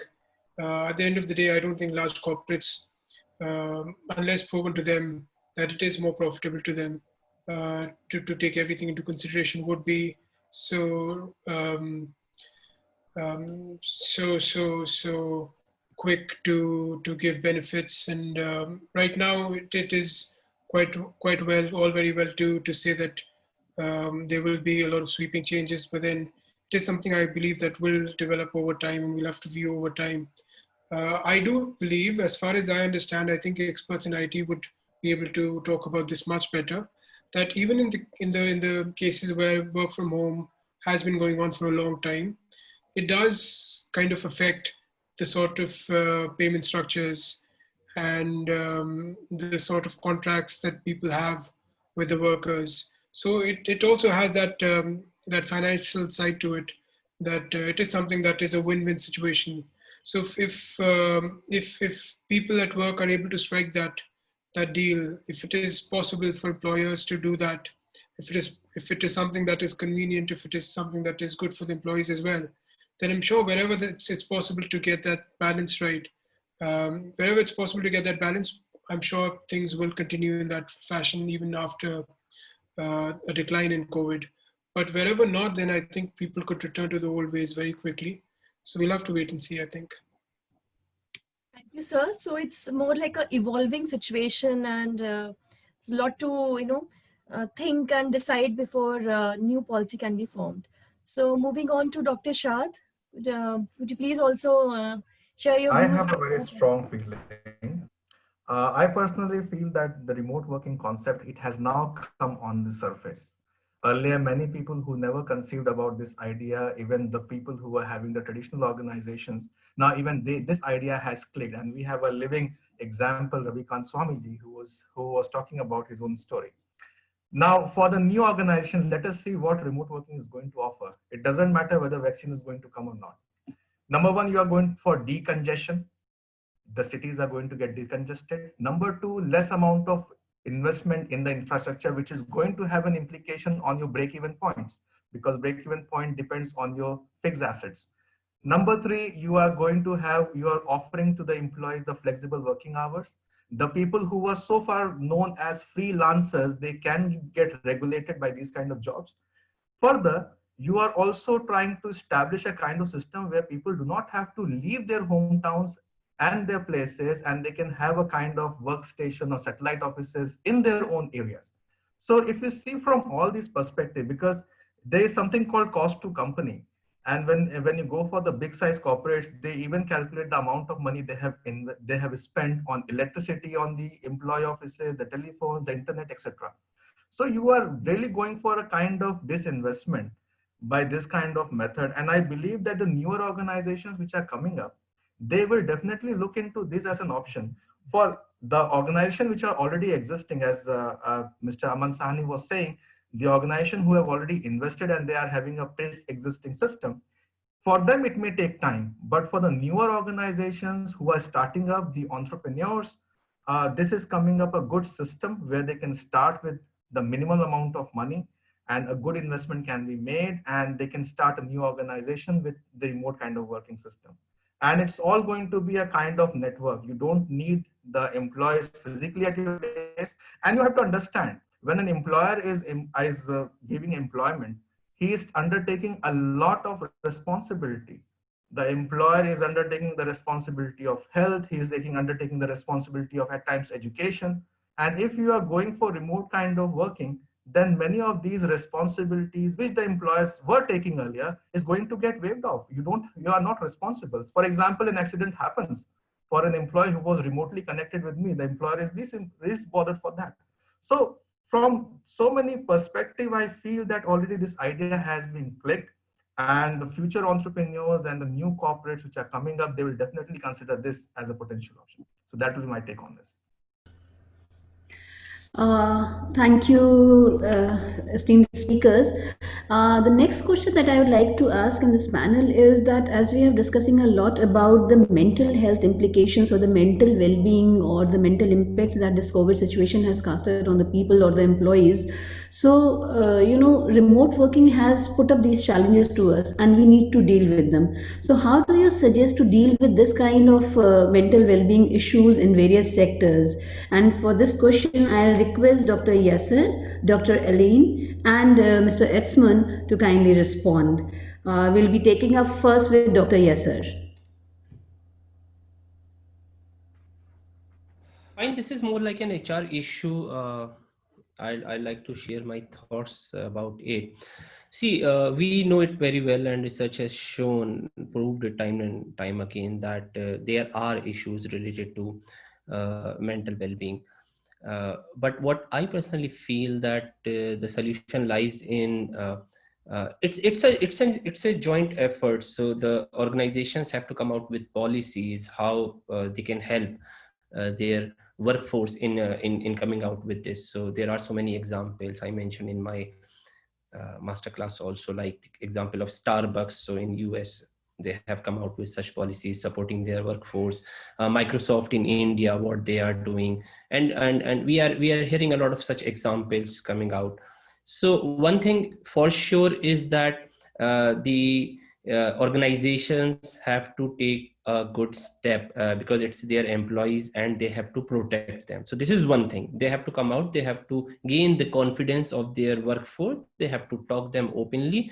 There need to be channels how they can connect with their staff. There need to be platforms on which they can discuss these issues. So this is one part. So even if someone is hesitant, that person doesn't want to discuss, I might be hesitant to discuss openly in front of all of you, like what kind of issues I am having with my family, or what kind of issue right now I am facing in the background side. I'm working from home right now, attending this conference. But this is like this barrier has to be removed. So everyone should be open. We should discuss it open with our employers. Now, another effort has to be from our side. So we have to be open in sharing our issues with our immediate bosses. Like, so if we are facing a problem and we know like our bosses will be supporting. So Ravikant Swami sir, so when he was presenting and he was introduced, so Dr. Purva Ranjan ma'am, she told about this, that how supportive he has been for remote work thing, right? And for the hybrid setup also. So in every organization, we need to have bosses, I mean to say the managers and all who can take care of their staff in such a way. So there will be problems, definitely, and there are problems, but definitely there are solutions also, right? So we need to keep this in mind that remote work is here to stay. To what degree, that matters on what profile you are working in. Although I am kind of pessimistic if I by saying that many of the companies will go back to their usual work, so it's not be remote. Many other organizations where remote work can have a complementary role that will exist, like teaching and all, fine. So we can organize conferences as we are doing right now. Manufacturing sector, services, they will go back. And then a lot depends on the economy also, on the country also, right? On the policies also. So for me, my opinion is that remote work was there. It is there. It will be there. Degree might change, but it's not that all of a sudden it will be like everyone is working remotely and a lot of tasks have been shifted to remote platform. Percentage might increase, but not a drastic difference. Vaccine will come, people will go back to their normal life. So it will be all normal very soon. That's why, as of now, in order to handle the issue about emotional well-being and all, we need to work as a team. The employers need to gain confidence of their staff. The staff need to be confident in their employers so that they share and jointly a solution is found. Thank you, Dr. Yasser. Now I'd like to invite Dr. Elaine to put up her point or her views on this question, on this topic, on this theme. Thank you very much. Just to clarify, when we talk about mental well-being, it's important to differentiate the remote work and the pandemic, right? We're dealing with issues of mental well-being or stress because we're dealing with a crisis of working at home during a pandemic. Remote work, in fact, in the past has been introduced to reduce the stress and to improve mental well-being. In fact, one of the reasons, if you look at the literature, the meta-analysis show that remote works improve work-life balance, improves productivity because it gives employees more autonomy, right? Now, the problem is that many of our countries, as some of our colleagues have said, people are not used to work from home. They don't know how. Their bosses are not used to manage people from home. And one of the things that does predict mental health is having a bad boss. So it's much better to have a good boss than a good doctor for your mental health, right?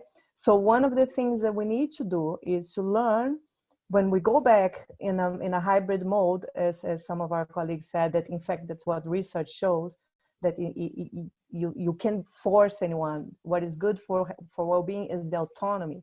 So we need to give our employees the option to manage their schedule, to work from home, to choose when to go, where some companies like Google, IBM have been doing for years, right? And what we need to do for sure is to teach our managers and how to manage our employees' productivity.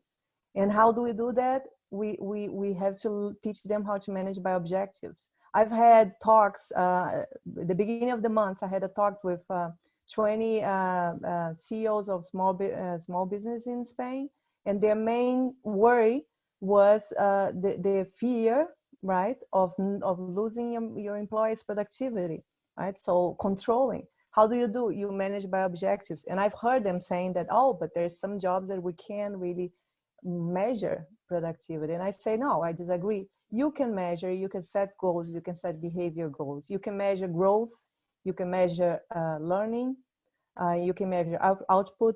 But of course, it takes transformation, it takes learning. So to conclude, it's just important for us to say that remote working has been working if it's implemented correctly in a moment of no crisis. And I think to do that, we need to learn. We need to learn in practice, and I think this is going to happen with time. I mean, we have already learned so much in field. It hasn't been even a year, and now we are learning so much how to do a conference online. Connecting with people from all over the world, and I think we'll learn. And I think in the end, the only problem that we have to deal with is the issue of isolation, and that's for sure. But if we do in small dose, remote works, hybrid, I don't think this is going to be an issue. Thank you very much. Thank you so much, Dr. Masouda. Now I would like to invite Mr. Atzman for his views. Hi, everybody. I couldn't agree more with what Dr. Masouda said about the mental issues and remote working in a pandemic. There are two more things to add to that, when we work remotely in a pandemic, we have two things that will not be in the future. One of them, that in the pandemic, we work at home with all of our kids at home. So it's much difficult, and it's emphasized the mental issues when you have a baby is crying in a meeting of Zoom. What are you doing now? So it's a big problem, and I hope that when we work remotely in the future, we work remotely in a much more relaxing zone of working. That's one thing. And the second thing, that the remote working is a very big change in the way we work and know. It's a big change as a people, and people don't like changes.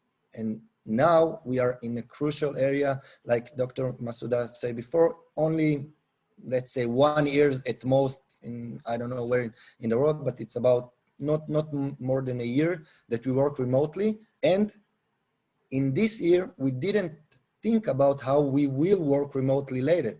Everybody say, I'm waiting for the normal. I'm waiting for going back what it was. No one, now we're just trying to reach okay, and we think about a new thing that we say, the new normal. We started to understand that we can't go back. We passed the point that we won't go back for what it was.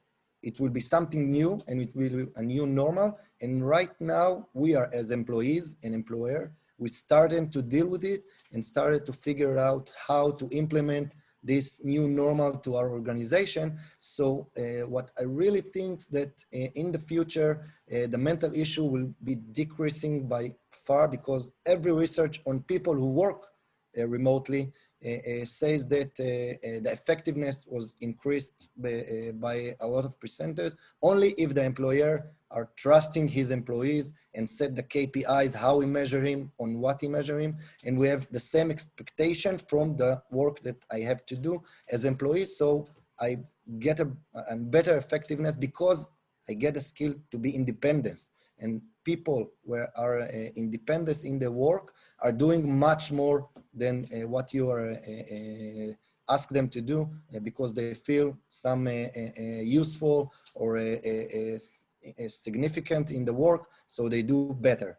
And for the mental issues, that will be decreasing because we work better, we have more time, we are be the boss of our time, and we could do much more things that we love during our work and out of work. So I think that's how it will be in the future. But as Dr. Masuda said before, we have to implement this kind of procedures right, and with time. We have to be slow changes over time. Nothing will become directly right now. Thank you. So I'm now going to put the last question of this session to 4 esteemed panel members, to Mr. Ignace, to Dr. Nagalingam, Professor Danielle, and Dr. Swami. My question to you is that there is a usual dilemma that employer feels that employee is not working enough during remote working, while the employee in turn is trying to work double or triple to ensure that the performance is there. So how do you handle this kind of dilemma, which can lead to stress on both the parties? And what kind of leadership or what kind of monitoring, be it technology enabled, is required to handle this kind of situation? So first I'll be asking Mr. Ignace to handle this question, provide us some insight. Okay. It's not an easy situation because the pandemic and the lockdown started suddenly. Nobody was prepared. Companies were not prepared. Employees were not prepared. Of course, it all depends on the kind of boss, the kind of manager you have. I like the saying from our colleague from Spain, it's better to have a good boss than a good doctor. So if you have a good boss, I think it's about talking to each other. It's about asking your company, what are the expectations? It's about trying to set boundaries. Boundaries about the working time. And yes, employees are complaining. They say, since we work from home, our boss expects us to be available at 10 evening, 11 evening. He thinks we don't work hard. Even at 11 evening, we are getting calls. I think it starts with trying to virtually sit together and see where can we have boundaries? What do we expect from me?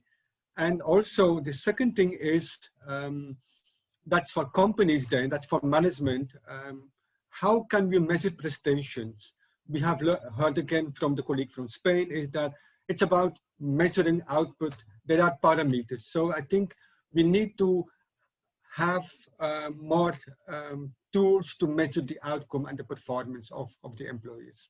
That's my view.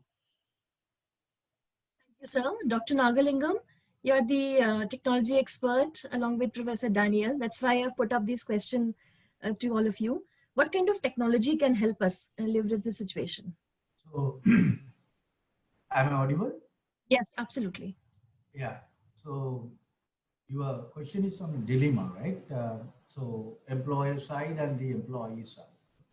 So, for me, as a practitioner, right, we don't have any dilemma from the employer side and the employee side, right? So, the question here is, the issue here is whether you all are having the correct system in place,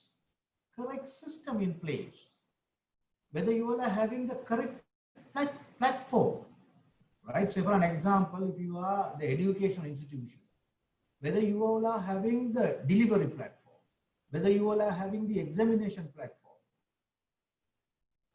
So each and everything, do you all have the system in place? That may be in future, in the traditional culture, before pandemic, you might have gone through some procedures where you have met the ends. You have met the ends. Now you all are on the remote. Now your dilemma is the employer says, no, the end is not touching. The employee says, no, I have achieved.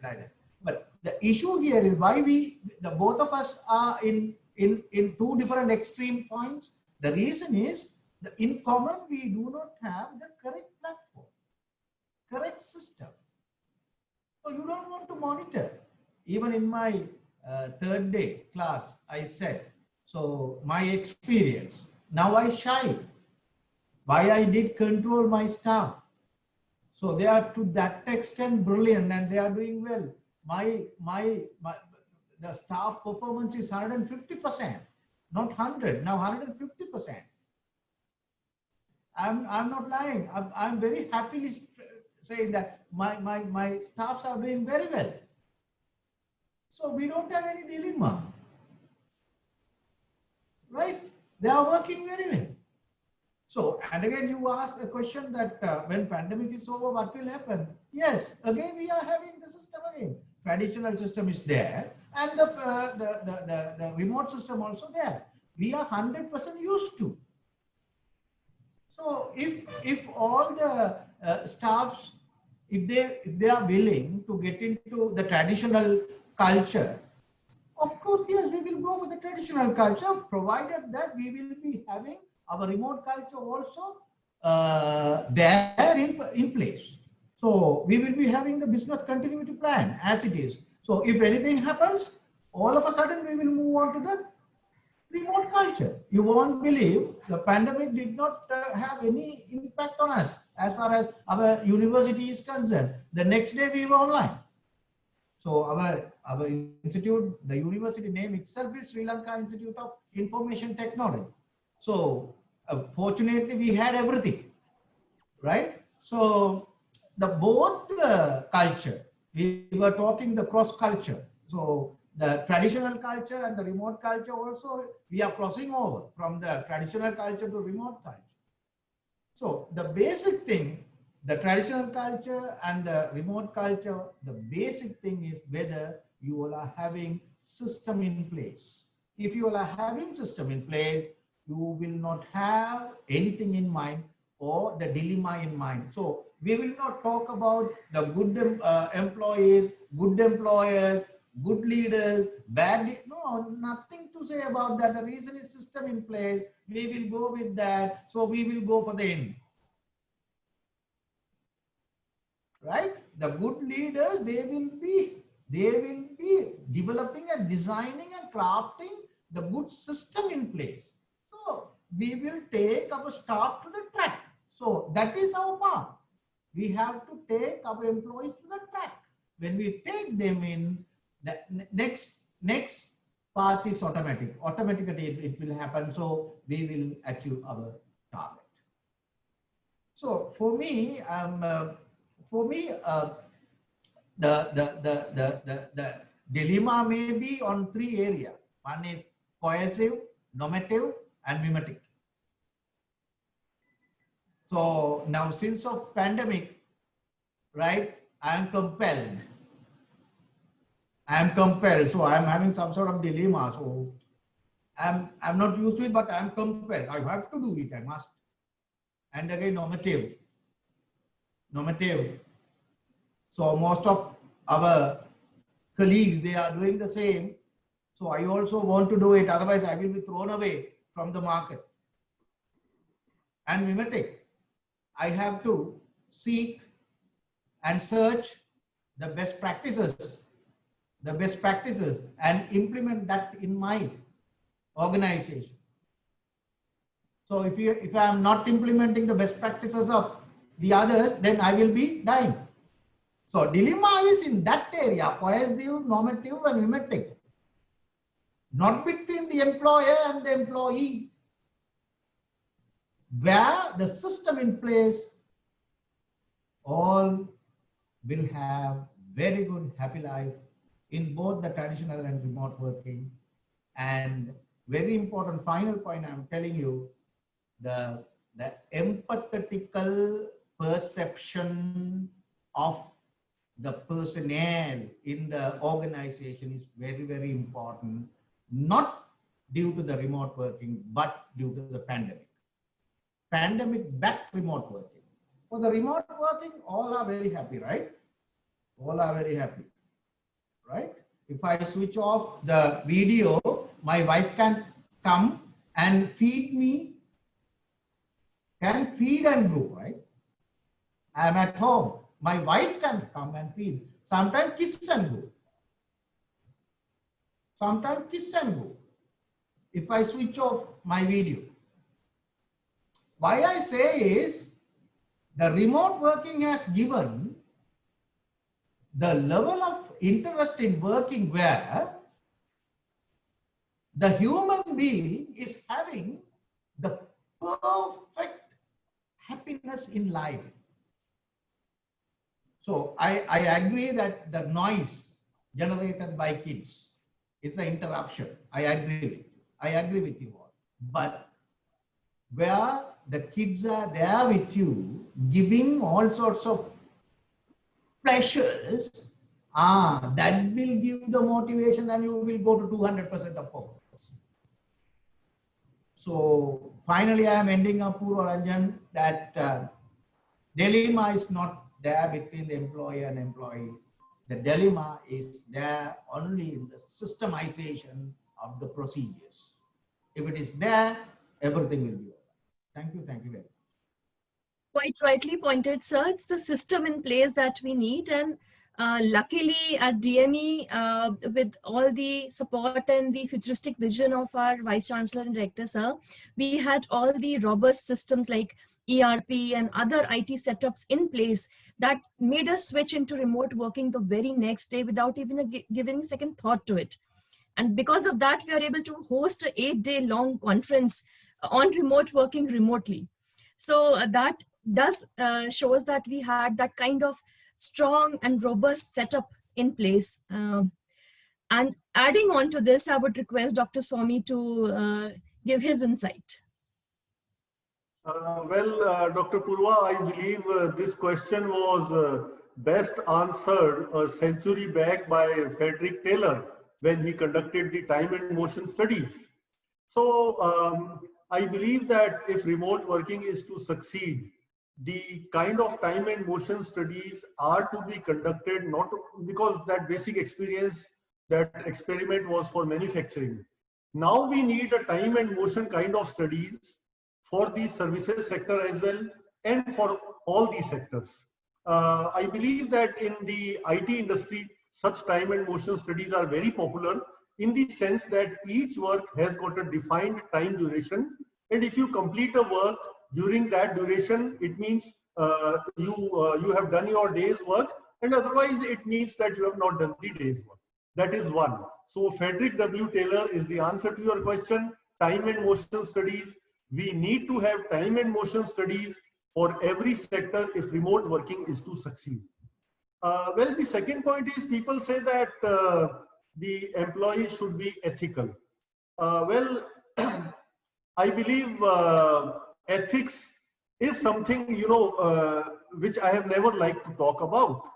Because I watch Mahabharata and, during even those days, the kind of ethics means, I believe that today the ethical standards are better than the Mahabharata, if that is to be said. So, don't talk about ethics. Don't expect your staff to be ethical in terms of remote working. On the other hand, devise systems so that anybody who is not doing the work properly falls out of the system automatically. And here comes the role of the middle and the top management, because it is the top management or the middle management who needs to devise such systems which are objective, which are measurable, which are consistent, so that remote working can be a success and the efficiency or the productivity doesn't suffer. Don't depend on the ethics of anyone on this earth.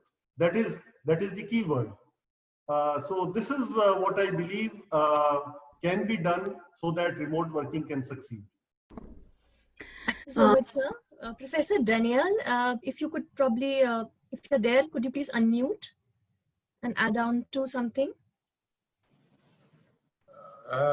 Yes, I have been listening to all the contributions so far, and my colleagues have made useful, suggestions here and there. But I need to point out something. We are talking about beyond, the objectives of every business organization. I will quickly want us to review the principle of giving and the principle of taking. Naturally, in real life situation, I have found out that the person who is given is always feeling that he or she is giving too much, and the person who is receiving will always feel that he or she is receiving too little. But the best way to go is to reach what I refer to as a golden mean, where there will be some level of compromise. Because I do know that since researches have shown that remote working, taking into consideration all other factors, can actually lead to optimum production or productivity, as it were. There will be need to work out a mechanism or a system, as the professor had said, that, which once it's put in place, that level of compromise can be reached via the system, where the employer will be, sufficiently satisfied, and where the employee will also be sufficiently satisfied. We are talking about, platform that has to deal with the affective and the emotive aspect of human beings. That abnormal satisfaction may not be there on the part of the employer. I know that, having worked severally in different organizations, but the fact remains that once the objectives and the goals of that organization has been reached under normal circumstances, and once the employee has sufficiently given out his or her best, in realizing the goals and objectives of the company based on defined system, I think we will not be having the problems of such complaint that those working remotely are not providing enough. Because we know for a fact that with all other factors put in place, when you treat your workers very well, your workers will be more than willing to put in their best to realize the goals and objectives of the company or the establishment they are working for. Thank you very much. Thank you so much, sir, for your wonderful thoughts. And as one of the moderators, you would like, along with Dr. Pura, we would really like to thank all of you for your wonderful inputs that you have provided. Just to sum up a few key takeaways that I'd like to highlight are, as the practice of remote working is growing and the importance of developing an organization culture conducive to this remote working has gained momentum. So we really need to work upon this, and for employees we need to go for reskilling, upskilling, and developing new skills, so that they become the success mantras. They will become the success mantras in future. Simultaneously, interpersonal trust building amongst employees and employers is a must, and there has to be enhanced and better communication also from both these sides. As far as technology is concerned, we have actually picked up at a very fast rate, and we have coped up with this pandemic. Then comes one of the most important issue, and that is the mental well-being issues, which are being taken care by various organizations in their own ways. But then this is one area which also needs to be taken care of, so that we can balance the professional and personal lives of the employees.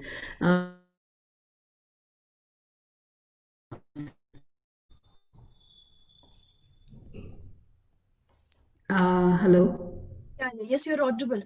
Yeah. So, Dr. Purva, kindly conclude the discussion. So I guess we together, we represent the fraternity of the faculty members, corporate leaders, academic leaders, students, researchers. So we together are actually participants into the writing of the new rules of the new normal that we are going to create together. And with this panel discussion, although we had limited time, but over 7 days of detailed discussions, and now this cross-cultural, insightful discussion and a lot of inputs given from all of you, we have come to a very successful close of this conference over the 8 days.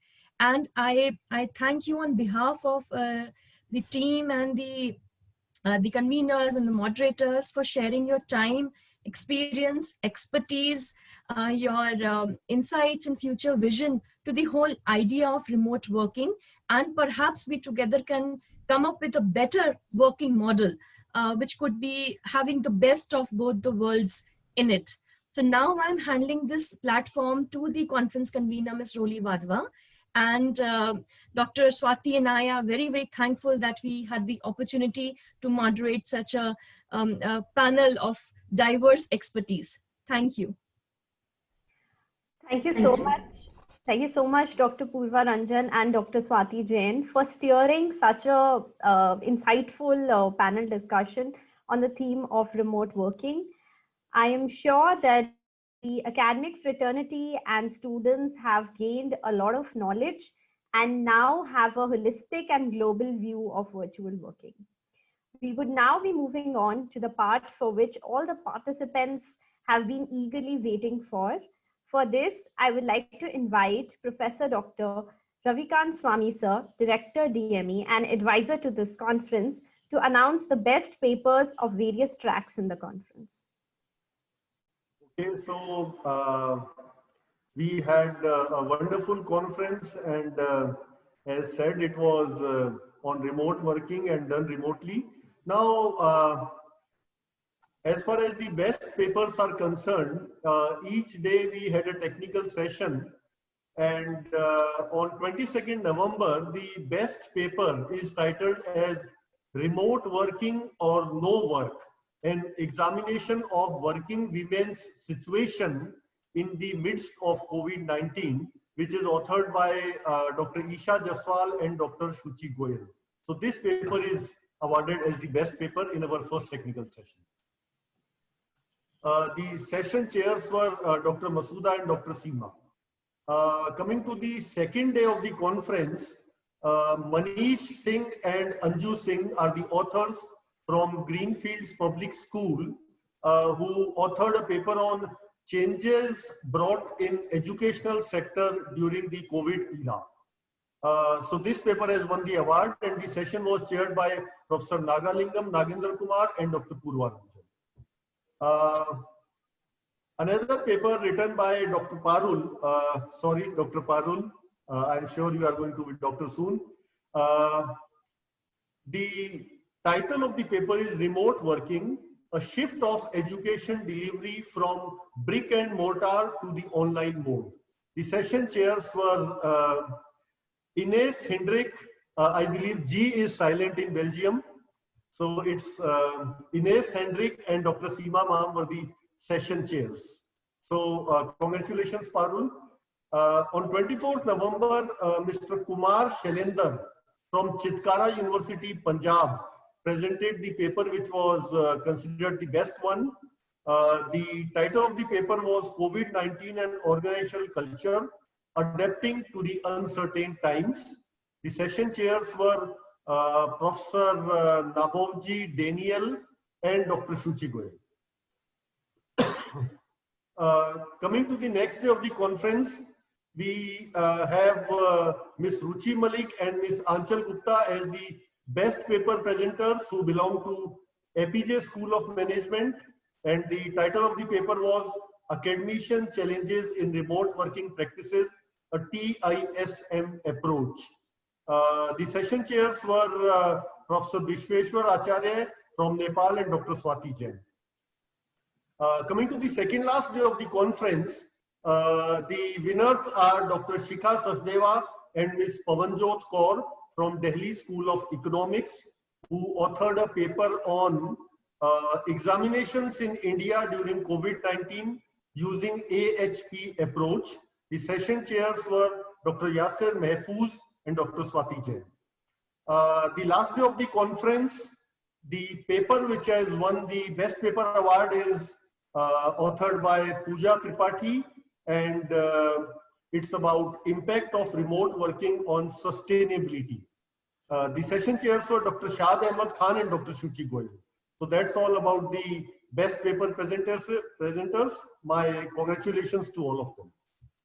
Thank you. Thank you, sir. Congratulations to all the awardees. You will be receiving your certificates in the coming week. With this, we are coming to an end of this valedictory session, and no event can end without giving due credit to all those who are behind the success of an event. Therefore, I would like to call upon Ms. Parul Grover, Assistant Professor and co-convener of this conference, to formally extend a vote of thanks to all the guests and participants. Well, thanks, Rolly. I hope I'm audible. Am I? Yes, yes, you're audible. I feel honored and privileged to get the opportunity to propose a vote of thanks on this special day. A very good evening to one and all present here. Today, we have come to the conclusion of this 8 days Global Strategic Management Conference, GSMC 2020. I am getting mixed feelings right now, definitely feeling relieved, a little proud, and emotional also at the same time as I am bidding farewell to this global conference. To start on a lighter note, I would like to thank Mr. Robert E. Khan and Windsurf. Everybody's looking confused. So let me tell you, these are the founders of the internet, without whom this conference would not have been possible. And we would not have received the opportunity to meet such eminent people. So thank you to their souls wherever they are right now. Now going back to seriousness, on behalf of the conference team, I would like to convey my regards and hearty thanks to our esteemed guests from different parts of the world for gracing the valedictory ceremony. The way you have expressed your views in the panel discussion is exemplary. Thank you for this very interesting and engaging and thought-provoking panel discussion. I'm sure all the participants have taken a lot from this discussion. This Global Strategic Management Conference would not have been possible without the presence of our esteemed guests as the panel members today, and the keynote speakers and session chairs for the paper presentation sessions on each day of the conference. Sir and ma'am, as an audience, I must say that I am delighted to hear from each one of you on different aspects of remote working. We had Dr. Aline from Spain talking about HR aspect of remote working. We had Professor Nagalingam from Sri Lanka discussing the importance of IT in remote working. We had Mr. Ignace from Belgium, G being silent, so I would like to correct myself, Mr. Ignace from Belgium, discussing the financial aspect of remote working in his masterclass. We had Professor Daniel from Nigeria presenting his views on the socio-economic aspect of remote working. We also had the opportunity to hear from Mr. Acharya from Nepal on the prospects of innovation and entrepreneurship in the era of remote working. We also had Dr. Yasser Mehfooz from Saudi Arabia apprising us about the strategies to manage a remote working team. We also got the opportunity to hear Dr. Shad from Oman talking about the environment and sustainability aspect of remote working. So thank you to all the masterclass masters, having all of you all over here, all over again, along with Mr. Guy Axman, for today's panel discussion has added a cherry on top of this conference cake. Thank you so much, sir and ma'am, for your benign presence. You all have given us a very memorable experience. I would now like to thank the research paper contributors and presenters for making this conference such a learning experience for all of us. I would now like to thank Mr. Aman Sahani, sir, Vice Chairman DME, to direct us towards this very exciting and innovative theme of remote working. Sir, I remember when I, along with the convener GSMC, Ms. Roli Vadhva, and director, sir, we were sitting at your office and you proposed this theme to us. I thought, how would researchers be writing on this? What would be the intake of papers? How would we be going about this? As we progressed in the journey of planning and saw the papers coming in, I was thrilled to see how the researchers have picked up such varied topics within this theme and made our conference a success by their contributions. I must say, sir, you truly are a man of vision. Thank you for directing us towards this and suggesting such out-of-box themes for each of our management conferences. This is in reference to the previous theme that we had, which is spirituality. So thank you so much, sir. A special thanks also goes to Director General, sir. Sir is so learned and so rich in experience that after each interaction we have with him, we learn something or the other. So I would like to thank Sir so much for giving us his blessings for this conference and making us better organizers with all the critical inputs and suggestions that he gives. We are very glad to have such an eminent person as our head. So thank you so much, sir. I would now like to express my heartfelt thanks to Director, sir, Professor Dr. Ravikant Swami.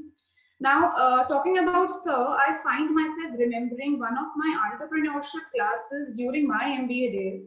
My teacher, Professor Mohanty, once asked all of us that, who do you think is the most important person in an organization? So we all sat there thinking that who could it be? One of the answers that popped up was, a person who identifies a problem is the most important of all, because it is due to that person the status quo is broken and the organization progresses towards achieving new heights. To this, Professor Mohanty said, no, it is not the problem identifier, rather the problem solver is the most important person in any organization. Now, problem identifiers are important, but they are not the most important thing. If there are no problem solvers and only problem identifiers, then it will be an organization full of highlighted problems and no one to solve them. So, sir, I believe you are a problem solver. Thank you for being there to provide a solution to all the SML problems that we present you with. So by SML, I mean small, medium, and large. So thank you so much, sir, for being there for all the problems that we put you through. Thank you for providing solutions to those. Thank you. I would now like to thank Professor Dr. Purva Ranjan, Head DMA Management School, also the advisor to the conference, for giving me this opportunity. And I would like to speak on behalf of Roli also, if she allows me, to give us rather this opportunity to be the convener and co-convener to me respectively for this conference. It has not only added a star to the galaxy of our careers, but also given us immense experience and exposure of the academic world. So thank you for finding us competent for this task. I don't know whether we've done justice to it or not, but in our books right now, I think we are successful. So thank you for giving us the opportunity. Now, this global conference is a brainchild of yours, ma'am. Thank you for guiding us through this journey from start till the end. It is because of you that this conference has looked so grand and glamorous and has become this memorable. Thank you. I would also like to express my gratitude to Dr. Swati Jain, Head DMA Outreach, also advisor to the conference, for looking into the most important part of the conference, that is the journal. By your help and licensing, ma'am, we were able to rope in a good UGC care listed journal, which has given a boost to us researchers to put in our efforts to write good papers so as to make it worthy for the journal. Not only the journal, but also you have always helped us new buds in the academics to guide us through the tasks and processes due to your vast experience in the industry. So thank you, ma'am. A very, very hearty vote of thanks goes to the faculty members of DME Management School for supporting us to their fullest, for working so hard towards the smooth conduction of each and every session of the conference. Together as a team, you all have worked so rigorously to make this conference what it is today. The entire planning goes for a toss if there is no one to execute it efficiently. A big thank you to this crisis management team, if I may say so. A hearty word of thanks goes to Mr. Anmol Mehta, the digital designer of this conference. Sir is the man behind the beautiful creatives, posters, virtual backgrounds, certificates, and anything that has given a face to this conference on the digital platform. Thank you so much, sir, for attending us with multiple edits, cuts, changes till the last minute. It is indeed a difficulty, yeah. It is indeed a difficulty to satisfy a woman in terms of design, and sir, you had to deal with two here. So congratulations for this success to you, and thank you so much for being there at the time of the need. Also, thank you to Mr. Sumanta Das, Assistant Professor, DME Media School, which is headed by Professor Dr. Amrish Saxena, for this wonderful video that beautifully shows the glimpses of our conference. Thank you, sir. Now, a big thanks also goes to Ms. Roli Wadhwa, the convener of this conference. An event like this cannot happen overnight. The wheels start rolling months in advance. It requires planning and a bird's eye for details. I have been fortunate enough to have such a motivated and dedicated convener. I cannot thank you enough for your involvement and willingness to take on the completion of tasks beyond your comfort zone. Thanks to you now, and a big hug later after the valedictory. You've been a great convener. Last but not the least, a big thanks to the wonderful audience and my dearest students, without whom this event would not have been possible. I hope we were able to give you a good learning experience. With this, I thank all of you who heard me very patiently. Thank you.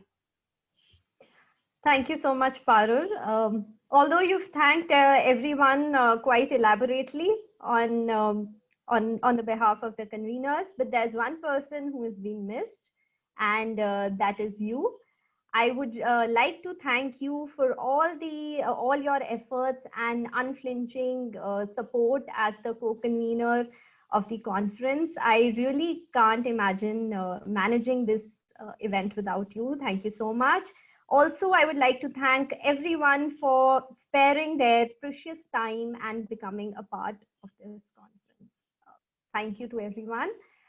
With this, we come to an end of the valedictory session. I request the Zoom management team to please share the conference video with everyone. Thank you very much. Bye-bye all. Keep safe, keep safe. Bye-bye. We all will be in touch now that we are networked, and DME will soon be hosting another conference and will be soliciting your professional expertise. So looking forward for more academic collaborations and various other different ways apart from conferences. Thank you.